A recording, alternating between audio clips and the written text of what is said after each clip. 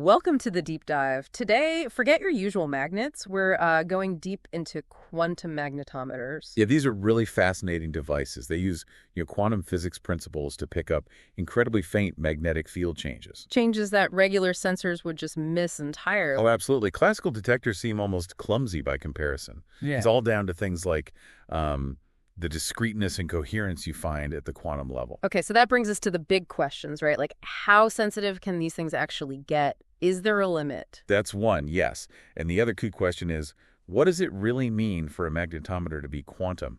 When does it cross that line? Interesting. And there's new research tackling exactly this. Correct. A study from Professor Hongguo's team over at Peking University, they're really digging into the theoretical boundaries and trying to refine these definitions. So our mission for this deep dive, get a handle on these limits, understand what makes these sensors truly quantum based on this new work. Ready? Let's do it. Okay, first off, that sensitivity. What's the quantum secret sauce making them so, well, sensitive? It really boils down to those unique quantum behaviors. You mentioned discreteness. Think energy in distinct packets, not a smooth flow. Like steps instead of a ramp. Sort of, yeah. And then there's coherence. Imagine a perfectly in-sync quantum wave. It allows for super precise measurements as long as it stays coherent. And sometimes entanglement plays a role too, right? Where particles are linked. Exactly. Entanglement can give you even more information than measuring particles individually. It all adds up to a precision that, honestly, classical methods just can't reach. Wow. So the applications must be pretty wide-ranging. Huge potential, in fundamental physics research, maybe finding new particles or forces. Okay. In medicine, think non-invasive diagnostics, like detecting faint magnetic signals from the brain or heart really early on. That would be incredible. And then there's remote sensing, mapping underground structures, detecting tiny shifts, things like that. Amazing stuff. Okay, let's loop back to the study's core questions. Remind us what they were. Sure. Two main things. First, what's the absolute fundamental limit on their sensitivity? How good can they possibly get? Right, the ultimate ceiling. And second, what criteria do we use to say definitively, yes, this magnetometer operates based on quantum mechanics? Got it. Let's tackle sensitivity limits first. The paper mentions 3 ways or perspectives to look at this. That's right. It's helpful to think of it like different angles on the same problem. First, there's noise, just random fluctuations that can drown out the signal you want. The usual suspect. Then there's quantum parameter estimation, basically. How cleverly can we design our measurement to pull the useful information out from that noise using quantum rules? Okay, so smarter measurements. And third is the energy resolution limit.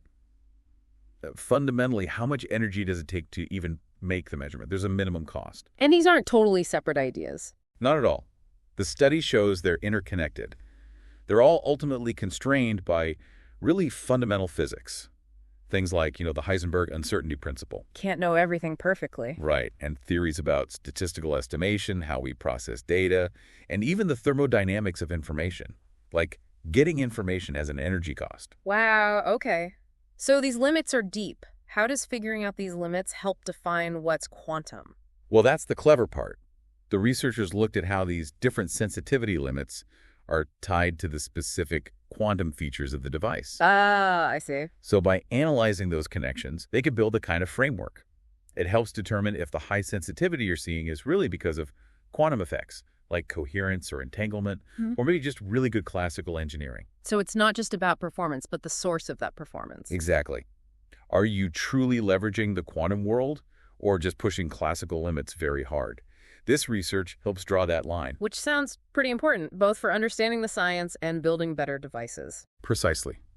It advances the fundamental theory, giving us a clearer picture of how these things work and their ultimate potential. And practically, it guides engineers on how to optimize designs to really push towards those true quantum limits. Okay, let's try to wrap this up. Quantum magnetometers equals super sensitive thanks to quantum weirdness. Things like discreteness, coherence, entanglement. And understanding their ultimate sensitivity limits involves looking at noise, estimation methods, and energy costs. All linked by fundamental principles like uncertainty and thermodynamics. And this new study gives us a better way to define what makes a sensor truly quantum and how to push those boundaries. You got it. It provides a clearer framework. Right. So, final thought then. If these deep principles, uncertainty, information costs, statistics are capping things in quantum sensing, where else might they be showing up? That's a great question to ponder, isn't it? Yeah.